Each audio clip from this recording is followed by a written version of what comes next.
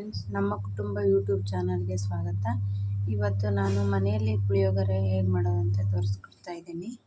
ಅದಕ್ಕೆ ಬೇಕಾಗಿರೋ ಐಟಮ್ಮು, ನಾನು 2 ಈರುಳ್ಳಿನ ಕಟ್ ಮಾಡಿ ಇಟ್ಕೊಂಡಿದ್ದೀನಿ, ಸ್ವಲ್ಪ ಶೇಂಗಾ ಬೀಜ, 2 ಹಸಿಮೆಣಸಿನ್ಕಾಯಿ, ಸ್ವಲ್ಪ ಕಡಲೆಬೇಳೆ, ಬ್ಯಾಡಗಿ ಮೆಣಸಿನ್ಕಾಯಿ 2 ಇಟ್ಕೊಂಡಿದ್ದೀನಿ.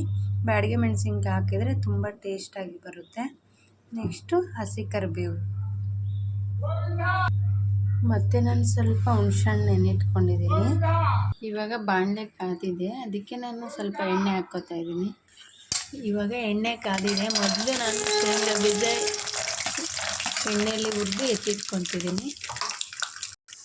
ಇವಾಗ ಚೆನ್ನಾಗಿ ಕ್ರಿಸ್ಪಿಯಾಗಿ ಬಂದಿದೆ. ನಾನು ಸೈಡಿಗೆ ಎತ್ತಿಟ್ಕೊತಾ ಇದ್ದೀನಿ. ನೆಕ್ಸ್ಟು ಕಡಲೆಬೇಳೆ ಹಾಕ್ಕೊತೀನಿ. ನಾನು ಕಡಲೆಬೇಳೆನ ಕೆಂಪು ಆಗೋ ಥರ ಸ್ವಲ್ಪ ಹುರಿಬೇಕು. ನಂತರ ಹಸಿಮೆಣಸಿನ್ಕಾಯಿ, ಇವಾಗ ಈರುಳ್ಳಿ ಹಾಕ್ಕೊತಿದ್ದೀನಿ. ಈರುಳ್ಳಿ ಕೆಂಪು ಆಗೋವರೆಗೂ ಚೆನ್ನಾಗಿ ಹುರಿಬೇಕು.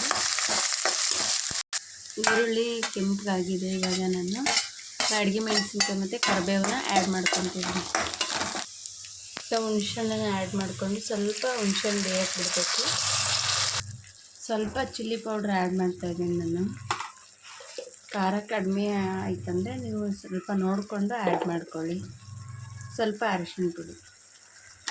ನಾವು ಪುಳಿಯೋಗರೆಗೆ MTR ಪೌಡ್ರನ್ನ ಬಳಸ್ತಾ ಇದ್ದೀವಿ. ತುಂಬ ಟೇಸ್ಟಿಯಾಗಿರುತ್ತೆ. ನೀವು ಕೂಡ MTR ಪೌಡ್ರನ್ನ ಬಳಸ್ಕೊಳ್ಳಿ.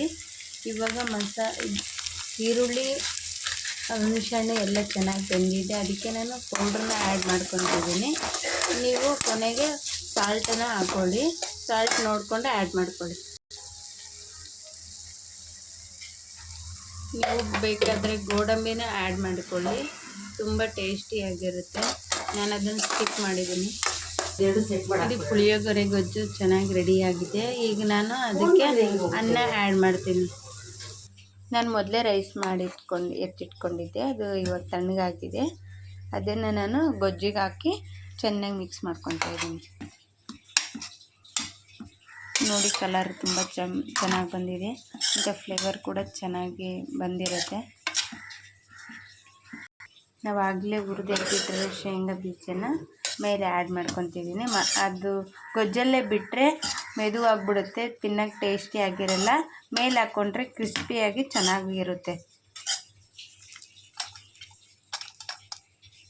ಇದರ ಜೊತೆಗೆ ಗೋಡಂಬಿ ಇದ್ದರೂ ಕೂಡ ತುಂಬ ಚೆನ್ನಾಗಿರುತ್ತೆ. ಮನೆಯಲ್ಲಿ ಒಂದ್ಸರಿ ಟ್ರೈ ಮಾಡಿ. ಟೇಸ್ಟ್ ಹೇಗಿದೆ ಅಂತೇಳಿ ನೀವು ಕಮೆಂಟ್ ಮಾಡಿ, ಲೈಕ್ ಮಾಡಿ ಮತ್ತು ಸಬ್ಸ್ಕ್ರೈಬ್ ಮಾಡಿ.